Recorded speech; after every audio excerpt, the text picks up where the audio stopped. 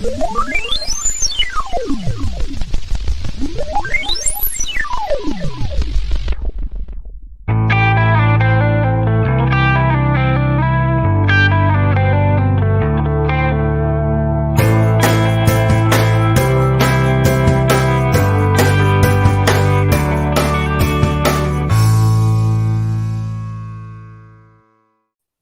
welcome everyone to this episode of the Chocolate Life Live. Today, we're going to be talking about innovation. And this is part 2 in our series of innovation. And the impetus for the discussion was the Fancy Food Show. I've been going to Fancy Food shows since the summer of 2001. And after a gap of a couple of years, it was really, really strange to be back at Javits Center, to be surrounded by thousands, perhaps tens of thousands of people, very few of whom were wearing masks, but to go and see what had happened over the last couple of years in terms of development in the specialty foods market. What were people thinking about? What was new? What was different? And what I wanted to do was to talk about, if I can, some of the things that I saw. So I'm going to be tasting some things live. I carried a lot of stuff around for a couple of days. And what I also wanted to do was to think about, so what are some of the trends, right, we might be seeing in flavoring and other ingredients that I think might have a really interesting crossover at some point into chocolate in the near future, at some point in the far future. But I thought it might be interesting today to start off with this notion of talking about what innovation is. And then fundamentally, if we can, innovation is just something new, right? And what's always been a challenge for me is the idea of how big an innovation is. I tend to look for things which are transformative, things which are not incremental innovation. So, we've got a particular product, a cookie, innovating is putting it in a new package because it fits the definition of being new, or innovating is adding a new flavor because it fits the definition of new. But it's not, I think of those things as incremental innovation. And it's one of the things you see if you go to the Fancy Food Show this summer, then you go to the Fancy Food Show in the winter, then you come back to the following summer. And if you do this for close to 20 years, which is what it is that I've done, you get a sense for what the trends are in an incremental sense in terms of what the specialty foods industry thinks about itself, thinks about what it's new, thinks about what's innovative. And it's really, really quite fascinating. But I'm looking for something different. I'm looking for what I think of as breakthrough innovation, something where somebody has forgotten what boxes are. They're not being hemmed in by conventional notions of what specialty food should be or what a category should be. And we'll be talking about that a little bit as well in the next hour. But what I wanted to do is I wanted to start off, if I could, with what I think is probably the single most commonly displayed phrase that I saw at the Fancy Food Show over the last 2 days. Today is the last day. I was there Sunday and Monday, but it is the phrase plant-based or plant-based diet. I probably saw that phrase attached to many, many things, more things than probably any other single phrase over the course of the 2 days that I was there. And so I went to Google Trends and I said, how long has plant-based or plant-based diet been a thing? And it turns out that it's been sort of on the radar they started in 2004, so it's been on the radar for the last 18 years.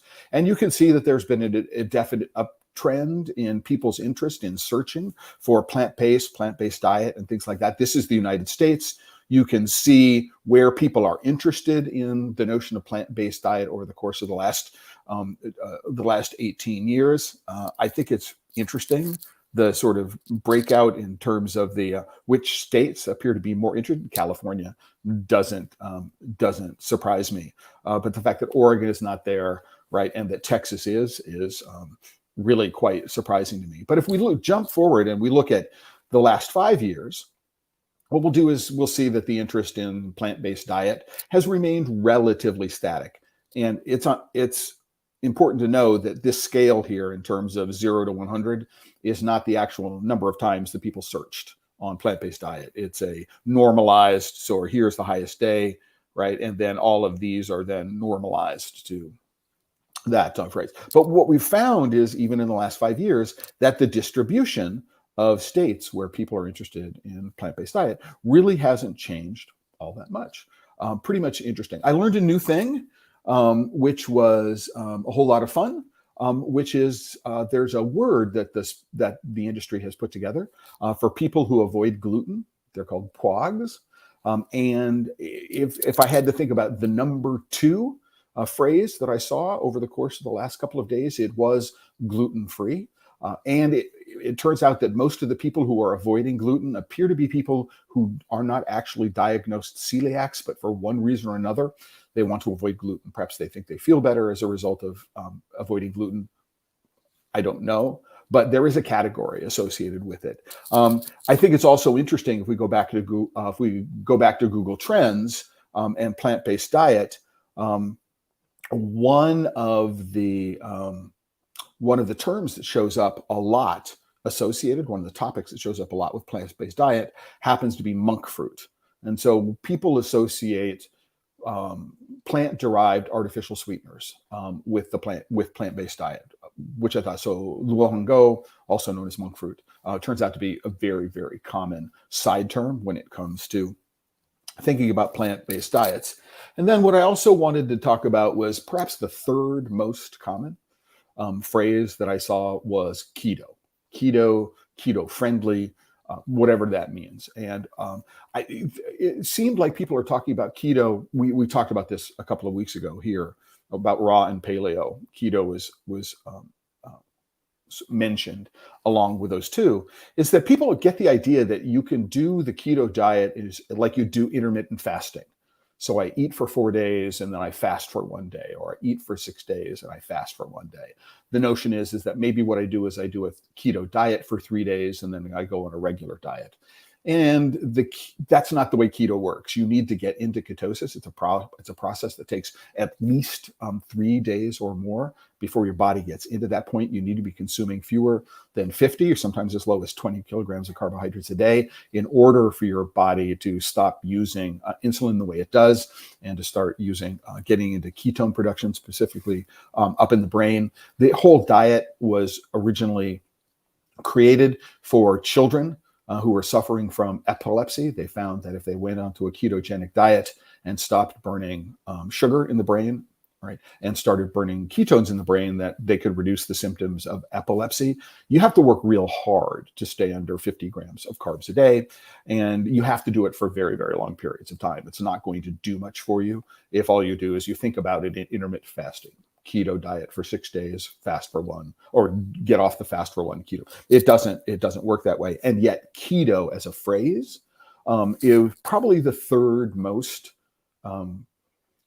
prevalent. If you look at the signage, what things are attracting people into stands, I would say that plant-based, gluten-free, and keto were the top 3 trigger words that we saw at the Fancy Food Show. None of them is new on their own. None of them is innovative, right? These are things that people have been looking at for a very, very long period of time. But what we're doing is we're finding that they are being applied to foods we normally wouldn't really think about when it comes to being plant-based. So plant-based as opposed to what, right? They're not metal-based, animal-based. And so to some respect, I think the point to be made is that plant-based has become almost synonymous with vegan, right? It's another way of saying vegan, and I think it's a trendier way of saying vegan.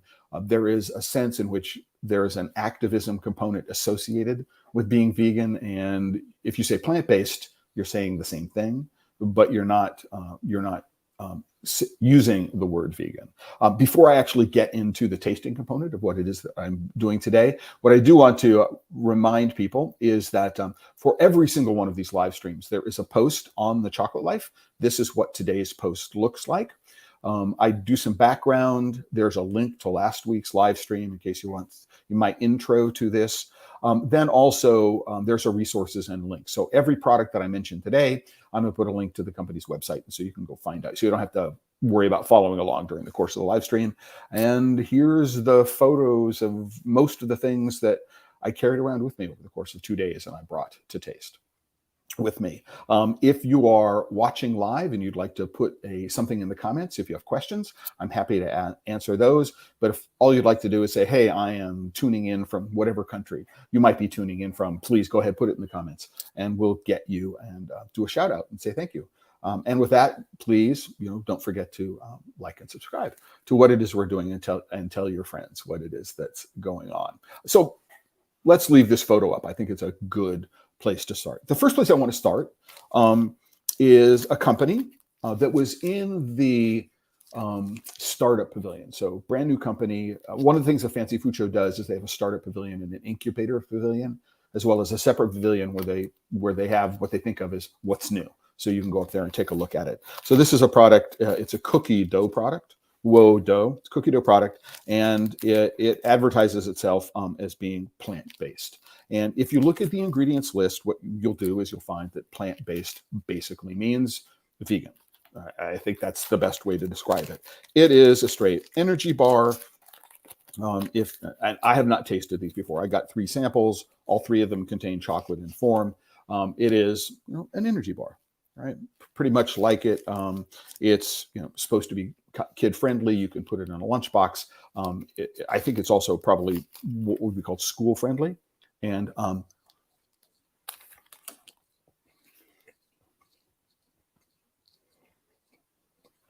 I think from an ingredients perspective, if you take a look at a lot of protein bars, which this is not intended to be a high protein replacement or a high protein bar, meal replacement bar.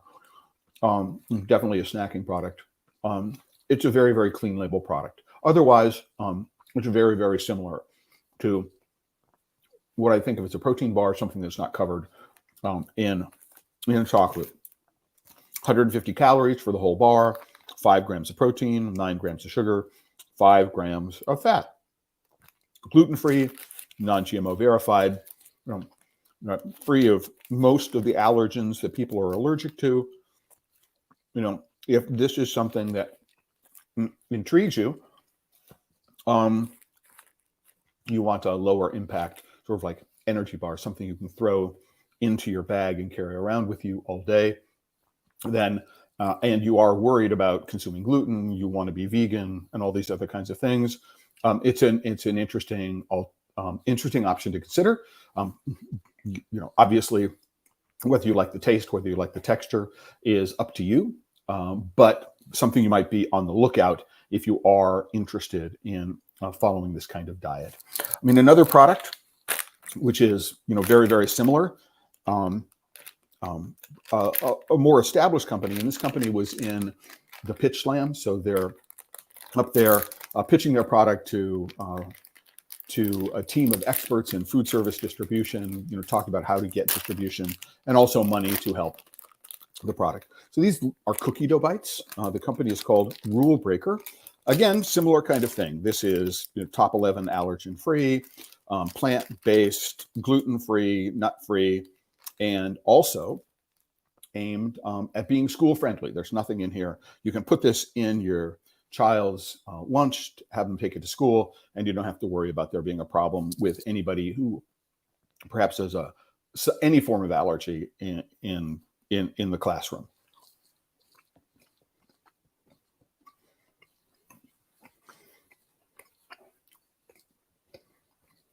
It's very chewy. It's a texture that I happen to like a lot. You might be able to tell that it's a much chocolatier product, right, in terms of color, which it is. And it's not overly sweet. I think that a child who took this with them for their lunch for school would be happy to get it. There are adult sizes. Appears to be a little salt on the back end, so there's some complexity in the flavor that I wouldn't necessarily have, not necessarily have expected. Again, this is not a diet that I necessarily espouse or follow. I don't have children in school anymore. I'm not the audience for this, but you may be. But these are representative of many of the products which fall into the new and innovative category in specialty foods that I saw at the Fancy Food Show. Lots of these kinds of things. However you want to define no gluten, low sugar, vegan products. These are good examples of what went on there, what I found there, excuse me, what counts for innovation.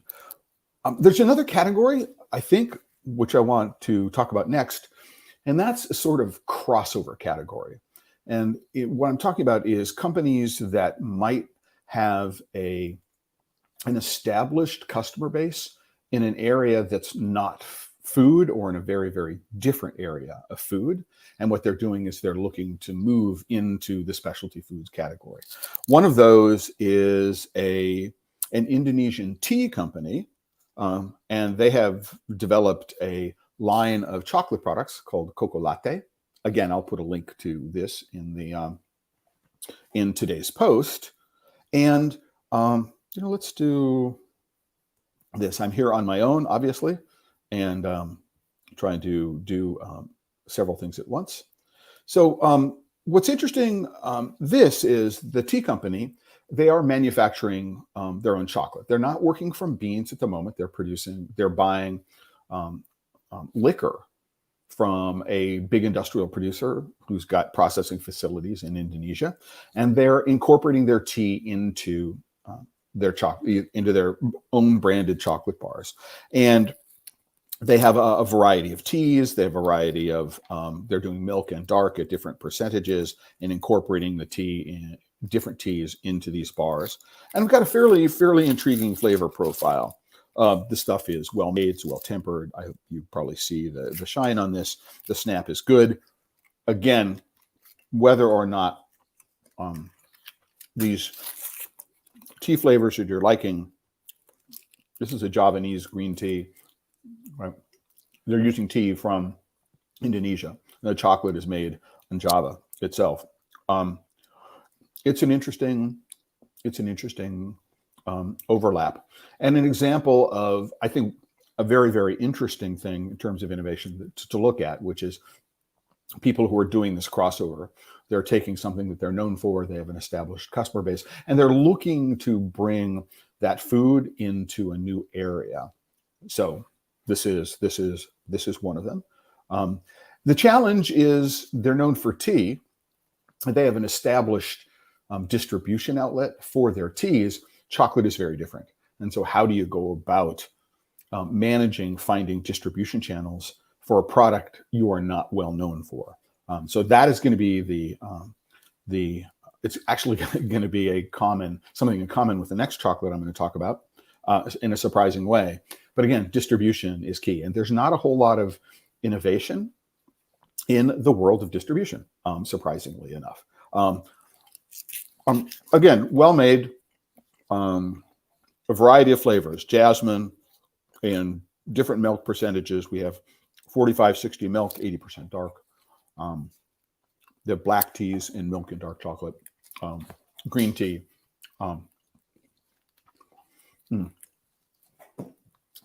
And nice. If you like tea, and you like these specific teas, there's a lot to like about these products. The next area of crossover, which I saw, which I thought was pretty interesting, was a brand we all know, or most of us know, and that is Dr. Bronner's. We know the soap, we know the other products that they make. I have 2 bottles of their soap here in my house at the moment. And Dr. Bronner's is getting into the world of chocolate, and talking with some people there, they said this was much harder than we thought it would be. And not only is it hard in the manufacturing sense, but also hard in getting distribution, which really flabbergasted me. Here's a company that's got a brand name that's really well known. It's a slightly higher price point. And so if you're going into a store and they've got a big wall, a big planogram of chocolate, how does this fit in, and what are going to be the turns, and there are lots of complex decisions that buyers in the chocolate segment are making.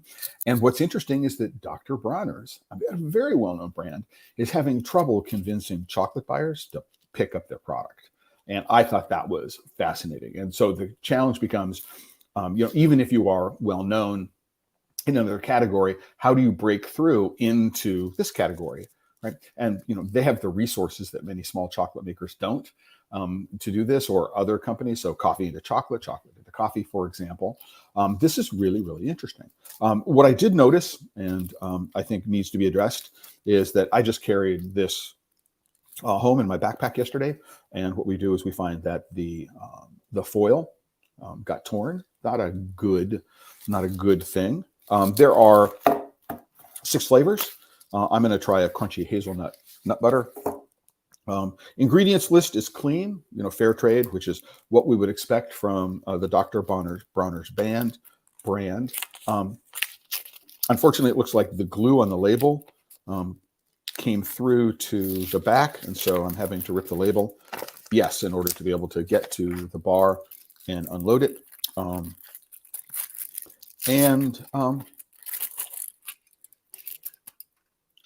So this is an inclusion bar. It's deposited the hazelnut butter into this.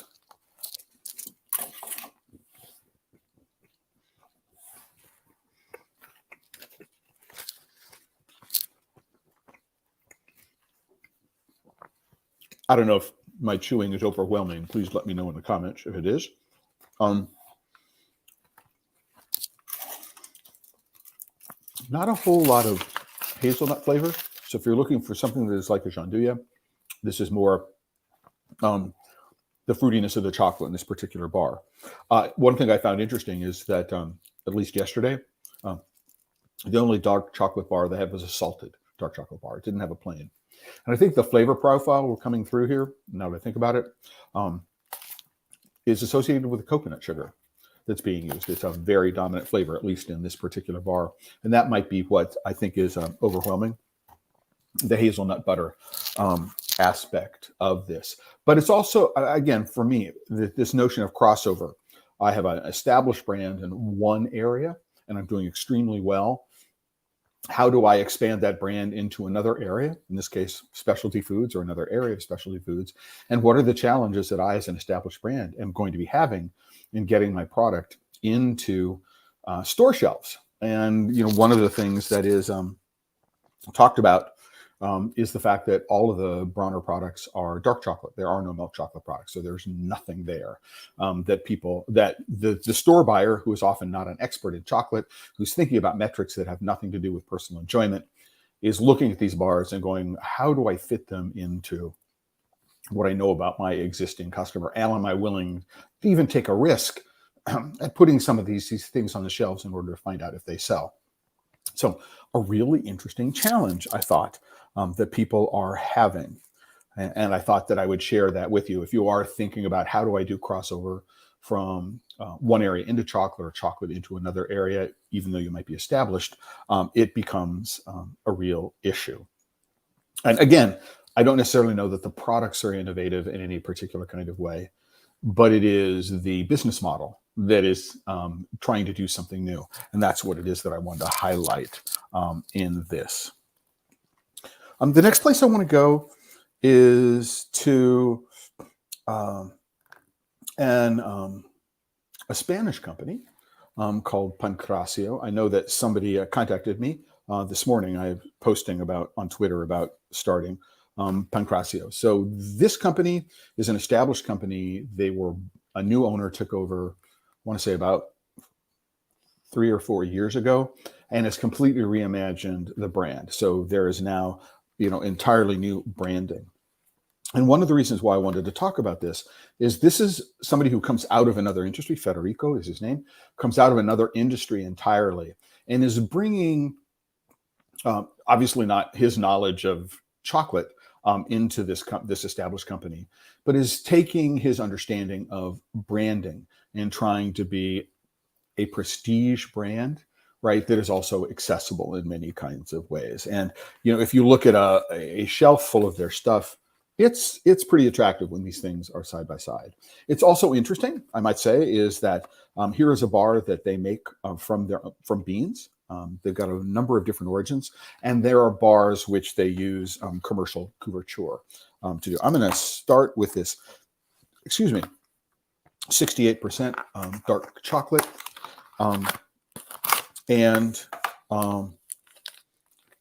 Take a look at, again, packaging stands out. It's they're proclaiming 100% cocoa butter, 100% natural. Doesn't say anything about, it does say free of gluten, may contain traces of. So they're made in a factory that does handle other products. So they have panned almonds and panned other nuts. They're working with crisped rice and other kinds of things. So the mold looks a lot like, the Askinosie mold. It's thicker than the Domori bars at the same size, thinner than Ritter. Nice crisp snap. It's a well-made product. I mean, again, the flavor profiles may or may not be to your taste, but this is one of the products they're making from beans. 68%. It's very, very clean.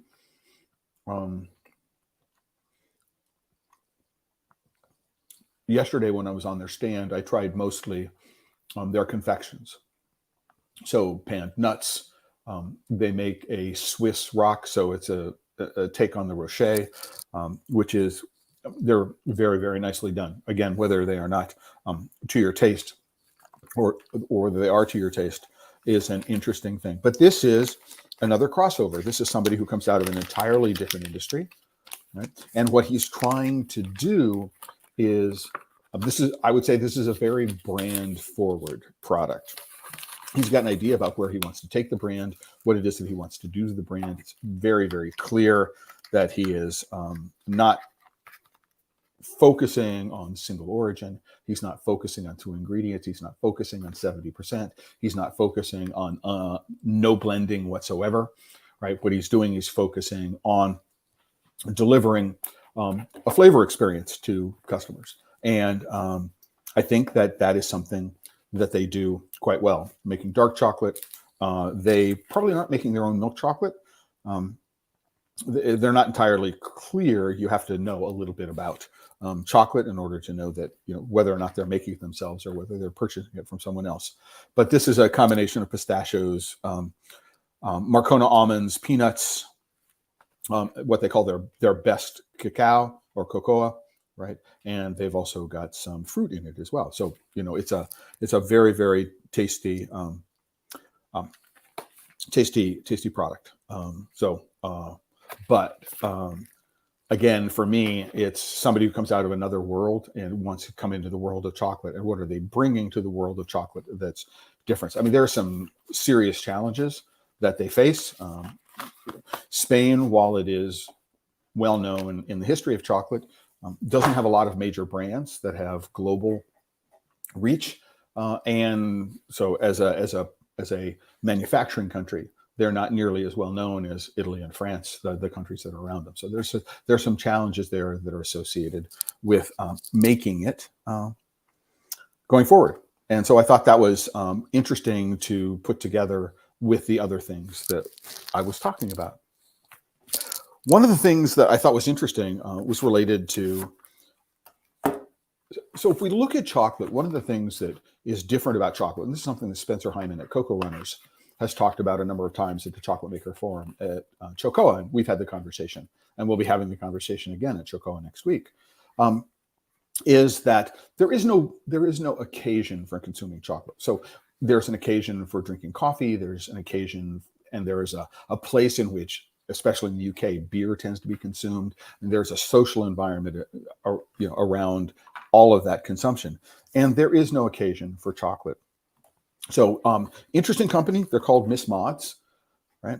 And I know it's backwards, sorry, called Miss Mods, and there'll be a link in the website. What they've done is they've taken a bar, which is rather thick, and then let me take it out of its wrapper. I have a pair of scissors, and I'll put it up so that you can see it. I don't know that you can read it, but each one of these cavities is a different flavor, right? And so here is a bar, and you can share it among friends, and everyone can get their own favorite flavor. Interesting, just the notion of consuming chocolate has now become a social event.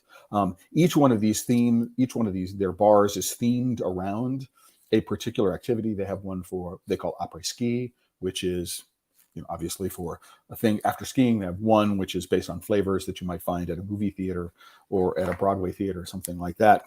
Quite interesting. Some of their bars are a mix of dark chocolate on one side and milk chocolate on the back, or so, a lot of fun. And what I'm going to do is I'm going to take a look at their caramel. So these are thick bars, they're heavy bars. Didn't get the price point, but I have caramel, I have strawberry, I have Cheerios, red wine, potato chips, strawberries, saltines. Just an interesting combination. These things are all hand poured at the moment.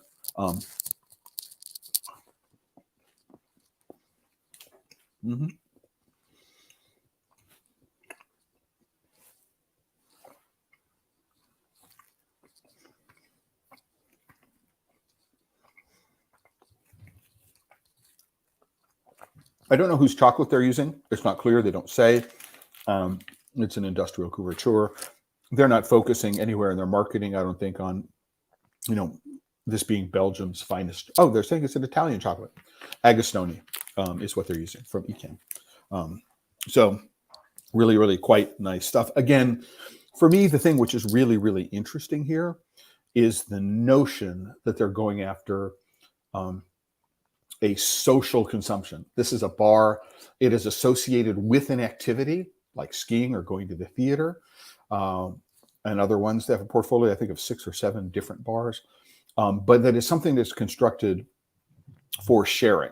And this notion of having a larger piece, or something which is developed specifically for sharing, is something that Francisco Migoya did before he left for the West Coast to go work for Modernist Cuisine.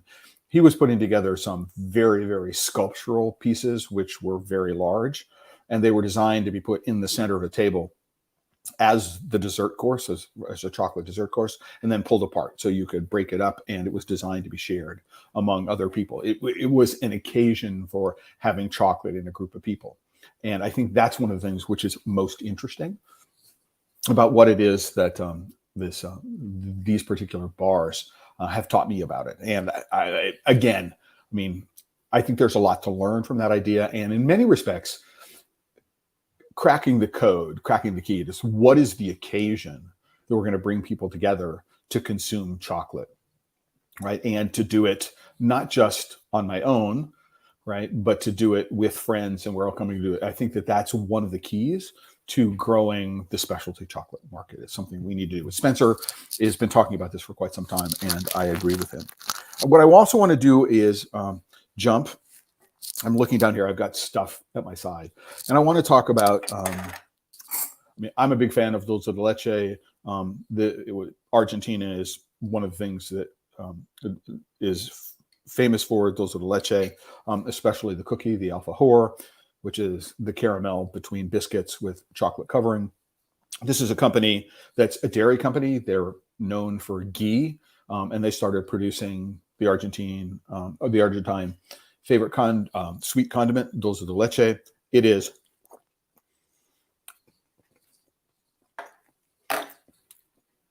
although it's made with cow's milk exclusively, and it does say dulce de cajeta on the front. I think of cajeta as being made with goat milk. There's a very slight hint of that goatiness. It's not. There's no goat's milk in here. It's all cow's milk. But this is a really, really well-made product. Not too sweet. Sometimes dulce de leches are very, very sweet. And it's available not only in the small jar format, but it's available in food service format. And so if you're looking at doing a dulce de leche component, you don't want to go in there and make dulce de leche in small batches. This is an interesting option for you to consider. But what I think it's most interesting is that the distributor that's handling it is not a conventional distributor. They prefer to work with small companies, bringing them into distribution, getting them the kind of notoriety that will enable the company to land a big national distributor. So if you know anything about the business, they're not in direct competition with UNFI. They're not in direct competition with KeHE. All right. I don't want to suggest that they're deprecating in any way to say that they are the minor league, right? Before you get to the majors, they form an important step. But finding that kind of distributor who has got very, very strong regional presence, who's got the ability to move product into doors, technical term for a store, or industry term for a store, got the product, but is not necessarily one that is focused on chocolate. If you can't get into a Priori because they're not bringing on new brands, how do you get your product into distribution? And so finding a company that focuses on bringing new products to market is the way to go, I think. I have the card of the president of the company. I'll put a link to them in case you're interested in reaching out to them. But I think it's a really, really good thinking about how you went to get your products in retail distribution. Is why are we thinking only about getting them into a specific kind of store? And there are lots of gourmet stores and specialty stores around the country that don't begin with the word whole, right, or Williams or something like that.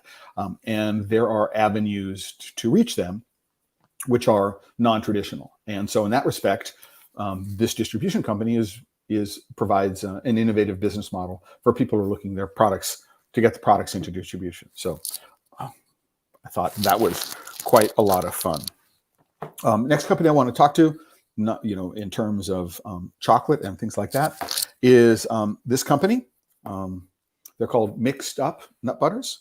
They were in the startup aisle, and this particular flavor is called Crunchy Cacao Nib and Coffee Nut Butter. It is a combination of almonds and cashews and cacao nibs, and one of the probably standout natural sweeteners that I saw a lot of at the show, which is maple syrup or maple sugar. This is a natural butter. You do need to stir it in order to make sure that things come together. And what's fun here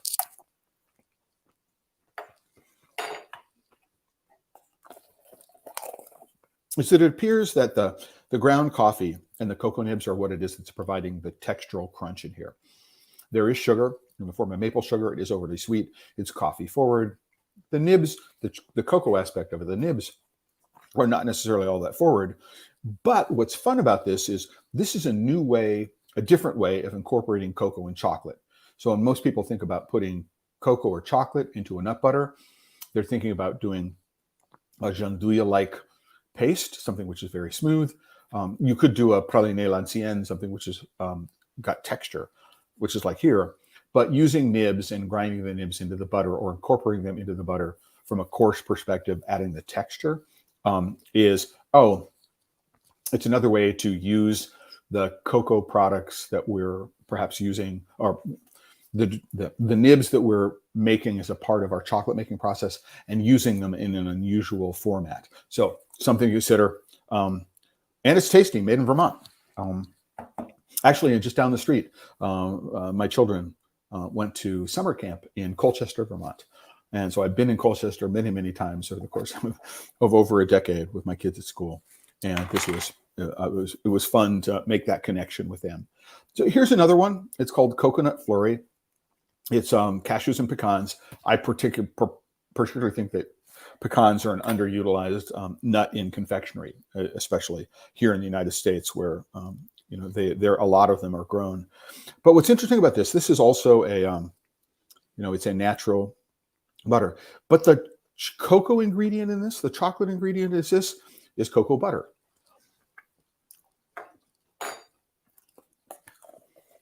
And so it's an undeodorized cocoa butter. I asked specifically what was going on.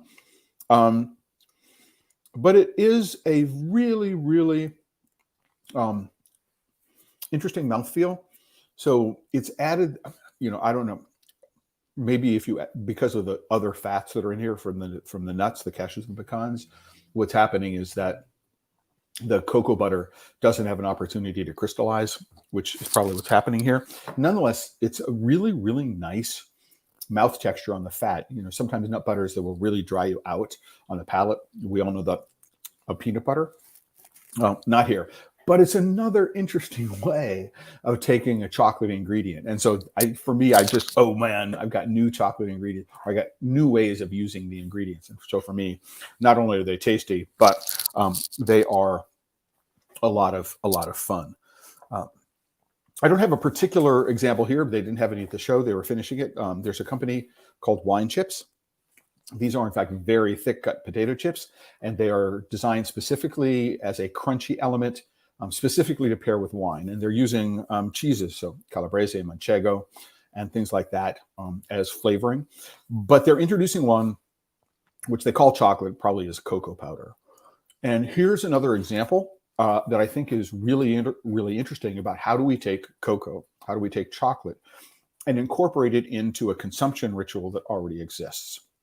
We want occasions for people to eat cocoa and occasions for people to eat chocolate. If that's how we're going to grow, the industry. And so I think it's really, really interesting that they've got a gourmet potato chip and they've attached cocoa. I don't know if it's a chocolate covered chip. I've had those in Idaho. Didn't particularly think much of them. So cheap chocolate and bad potato chips. But I'm going to be following them up. I'm going to be really, really interested to see what it is that they're doing. And again, a way of incorporating cocoa into a non-traditional product and having that non-traditional product be incorporated into a consumption environment. In this case, drinking wines, cheese and charcuterie boards associated with drinking wine. If we can get cocoa and chocolate as a part of that, a part of the thinking that people have. In that way, I think this is an interesting opportunity for some interesting places for anybody who's watching this to think, oh, there's an inspiration here and I can innovate on top of what these people are doing. I have a couch just to the left of me and they're throwing these things on the couch and it bounced off. Another product, Sunday Night, again in the startup aisle. And what they're doing is they're selling what they call premium dessert sauces.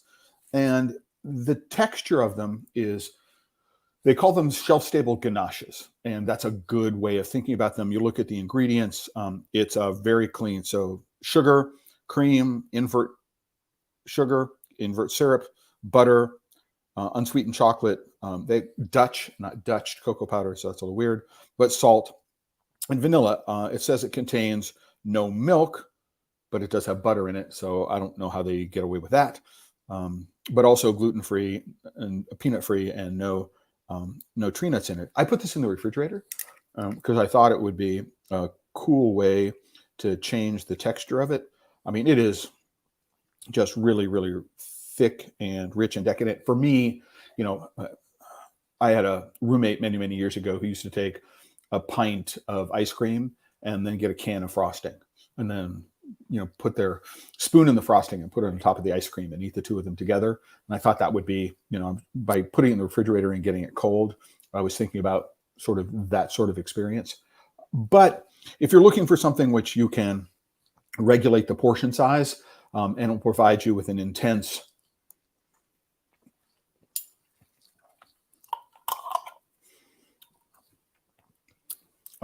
chocolatiness, I think is it's pretty satisfying in that respect.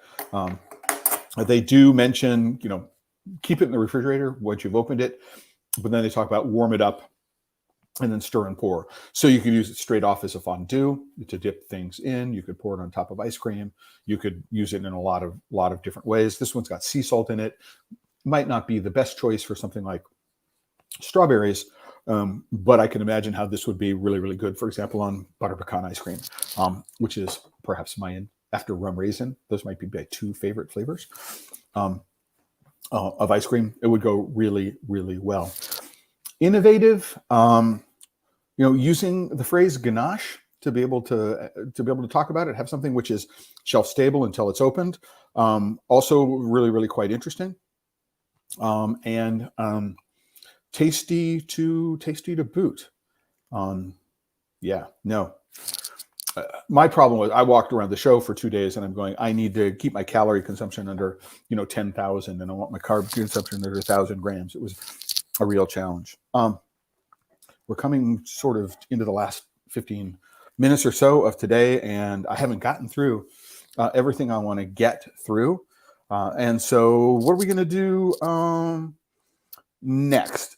We'll do a couple of things. Number one is Ecuador. If I think about a country that had a pavilion that was promoting chocolate, locally produced chocolate, it would be Ecuador that took the cake. More chocolate from Ecuador than any place else in the entire show. So I've talked about Muse before. I had Gabby and Carolina Pozo, who were the founders. They were in one of the first Chocolate Life Lives last year, doing some interesting things. Lion's mane, although I don't know what lion's mane is, so I don't know what it should taste like. Coffee, the sesame seed caramel is my favorite of all theirs. They're doing a CBD and ginger infused product, but they're organic, bean to bar, fair trade. It's produced in Ecuador, brought over here, gluten-free, non-GMO. They're talking about carbon neutral and compostable packaging. And for me, the thing which is most innovative is the packaging itself. They're being as minimal as they possibly can. The package is made out of recycled waste from sugarcane production. So this is what is called bagasse. The paper stock is then covered with a compostable plastic film to provide some barrier properties. And as you can see, it is an extremely minimal kind of presentation for the packaging, easily torn open. And again, this is, caramelized sesame seeds. And I just love that flavor combination. So from an innovation perspective, thinking about packaging and how packaging is going to fit into the entire ecosystem, really, really important. And yeah, the chocolate itself is pretty tasty. And again, the sesame seed caramel is a really, really a really favorite flavor of theirs, of mine. Make half a dozen at least. And so again, I'll put a link to their website. They're working on distribution here in the United States.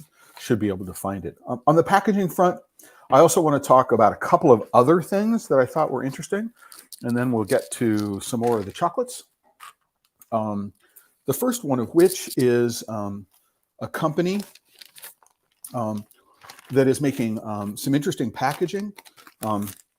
This is a vacuum pack, right? And the vacuum pack has got a craft paper back and a clear front. You can get this from a compostable film on the front. You can see that it's quite minimal, and you can print it front and back for packaging.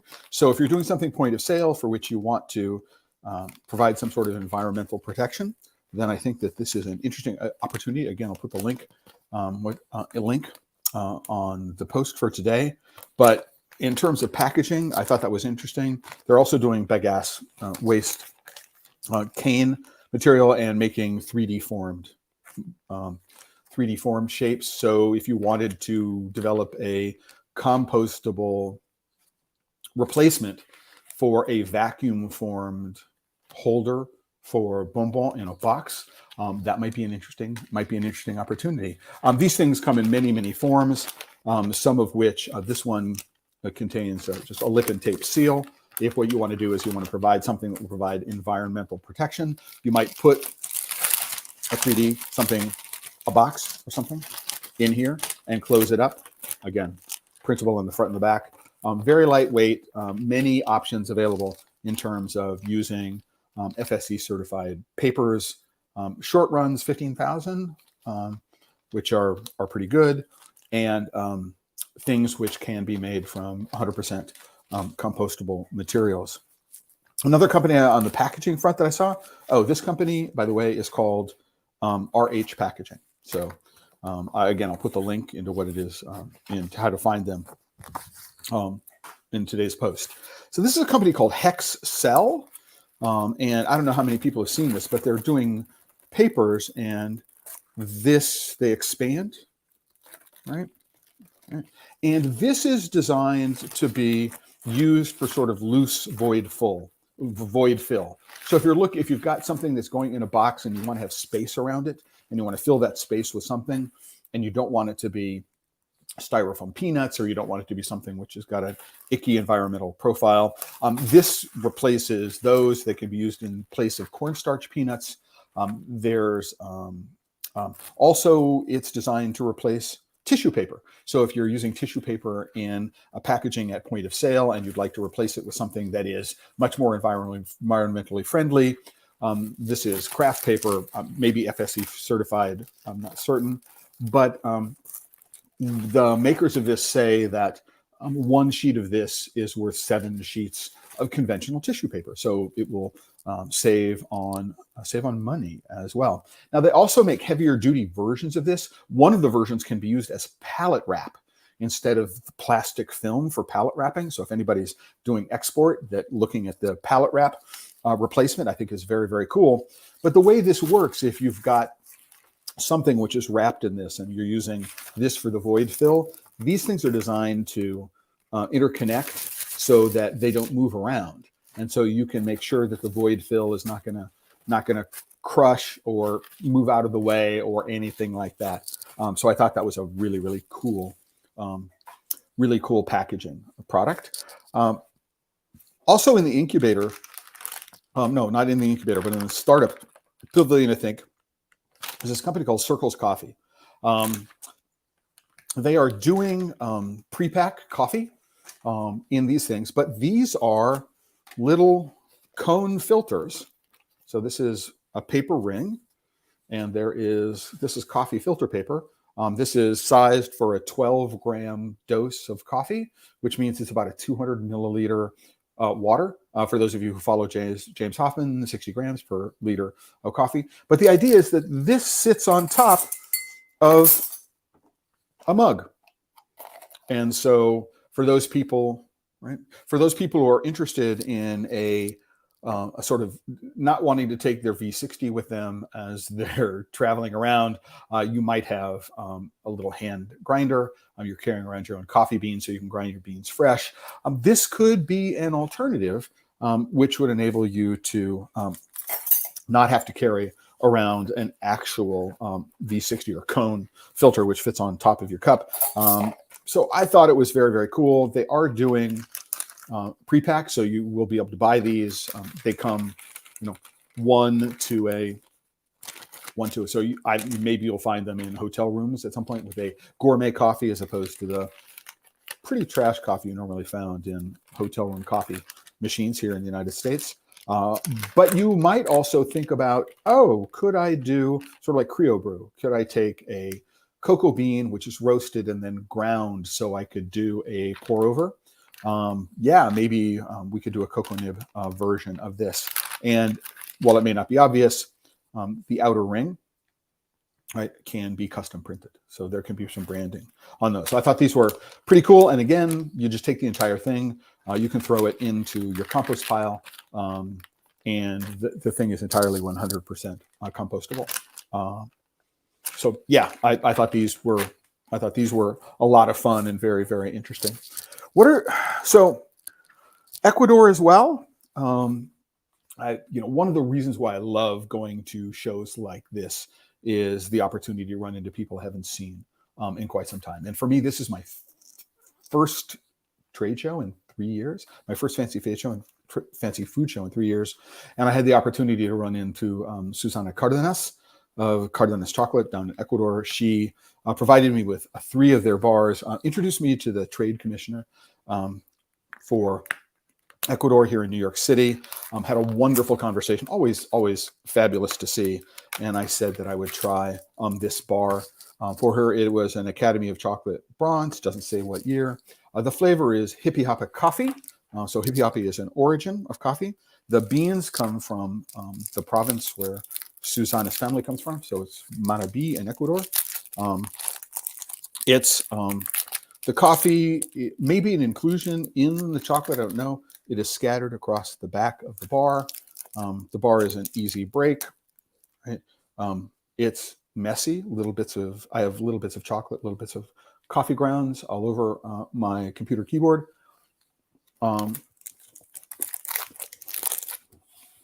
Mm. The inclusion is a really nice texture. It's not heavily roasted, so I'm not getting an over bitter flavor from the coffee itself. It's nicely matched with the roast of the cocoa beans and the chocolate itself. Um, one of the things I found was when most people work with coffee and chocolate, they often veer to the espresso grind or the espresso roast, an Italian roast, a French roast, something which is very heavily roasted. And often the bitterness of the coffee and the flavor of the chocolate really don't work together. And in this particular case, they do a really fine job of balancing each other. Again, I'm going to put a link to Cardenas chocolate in today's post. I don't think I'm going to have a chance to taste today. Again, links, but Exquisito chocolate and Madu. So Exquisito is in Florida. They're on the West Coast, and Madu is in Austin, Texas. Two small chocolate makers looking to grow into the specialty chocolate market. Fruition was another company there. I had a chance to talk with Brian and Dahlia. Brian was a guest here a couple of weeks ago.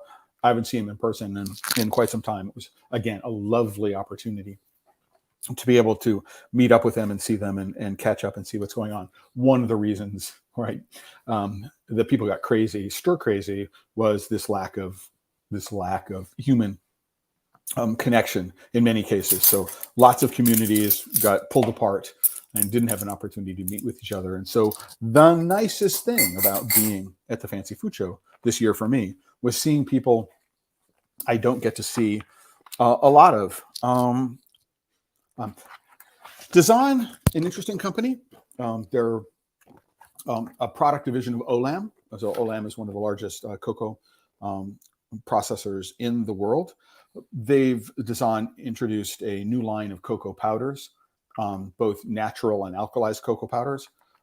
They have one cocoa powder which looks a lot like Guittard's Cocoa Rouge, and has a similar kind of aroma profile. Wasn't able to taste. But one of the things I thought that was most interesting is that rather than using spider graphs, they're using what are called radial pie charts. And this is a visualization that I started working with for the Cocoa of Excellence Awards back in 2015, 2016.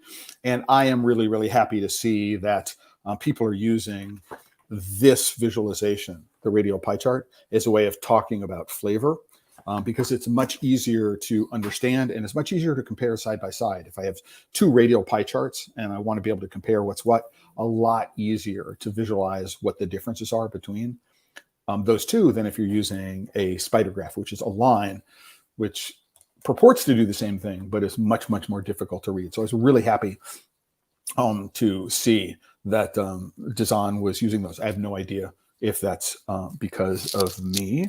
I saw this company called Civilized Coffee, and they're making some very nice freeze-dried tea powders and then freeze-dried coffee powders, which are very finely granulated, very intense flavors. So if you're looking at incorporating coffee or tea flavors, you don't necessarily want to spend hours refining actual tea or actual coffee into the products. These are some really quite flavorful. I'm not a big fan of cold brew. They do make a cold brew instant, but it's come as close to as a drinkable cold brew as I've found. Just really nice quality product. So I think that's actually an interesting point, is that flavor forward is going to be really important. Thinking about flavor first is going to be really important. And I think I would have to agree with Spencer Hyman on this, that one of the ways to differentiate between a craft or specialty chocolate maker and an industrial chocolate maker is that craft is sort of defined as being flavor first. And that's actually a good way to think about it. As I've had a chance to think about it, I think it's a really good way to think about it. Rather than thinking about size and rather than thinking about machinery, it's about intent and motivation. And that's a really simple way to be able to describe the difference for a small craft producer and a very large industrial producer. Somebody else that I saw that I hadn't seen in quite some time in the Italian pavilion was Guido Gobino. I have visited his facility in Turin. This particular product, nothing new for me. It is a cremino, but it has got olive oil and sea salt in it, and the sea salt is still crunchy. And this might be my single favorite piece of Italian confectionery, not just gianduja, but this specific one with olive oil and sea salt. Oh, yum. Yeah, no, really, really, really, really love it. If you can get your hands on these, they're not everywhere. They are in specialty distribution. If you can get your hands on them, you will not be disappointed. They're also doing a bunch of new single origins. So Venezuela as an origin, Madagascar as an origin, and Indonesia as an origin. Just really well made. They do the roasting. They press their own cocoa butter in-house in their facility in Turin, and just really nice work. And he's a lovely gentleman. I'm happy to have had the opportunity to be able to visit with him and meet him and see the factory in person. Another Ecuadorian company called Natcao. They got a broad range of products, lots of different origins, lots of different flavorings. Again, I think Ecuador was the best represented of all the producing countries at the show, and so kudos to them. But they do a couple of wonderful panned items, and it's gonna be harder to open than I thought. Here we go. This one is a mixture of dried banana and passion fruit, maracuya. Just really nice. So they're making the chocolate. They're doing their own dehydrating. Wonderful chewy texture. Chocolate balances the bright fruitiness. You don't often find banana and passion fruit together in the same. I don't often find them. Maybe you do. But it's a wonderful combination of taking really common flavors and putting them together in new and interesting ways. When it comes to crossover, because that's one of the things I wanted to talk about was crossover flavors. Where are some trends? Where can we see some things that are going on? What might be new and unusual moving forward? There are places where people might have some fun. First one of which is there's a cheesemaker out in California called Cypress Grove. They make a Meyer lemon honey goat cheese, chèvre, and they're positioning it as a dessert goat cheese. And I think that's going to be, I can just imagine all these pairings with chocolate in my brain. And so I think, there are people I know who have done goat cheese bonbons. So very short shelf life, obviously, in terms of what's going on. But I think that flavor profile, working with those kinds of things, is going to be very interesting. It's also an opportunity to incorporate chocolate into an occasion. I'm putting a dessert chocolate on a board. Why don't I, or dessert cheese on a board? Why don't I include, honey, right? Other things which are sweet in the way of fruits, but putting chocolate onto that board as well. Just something to think about, which is really, really fun. Don't know if you see this Big Picture Foods.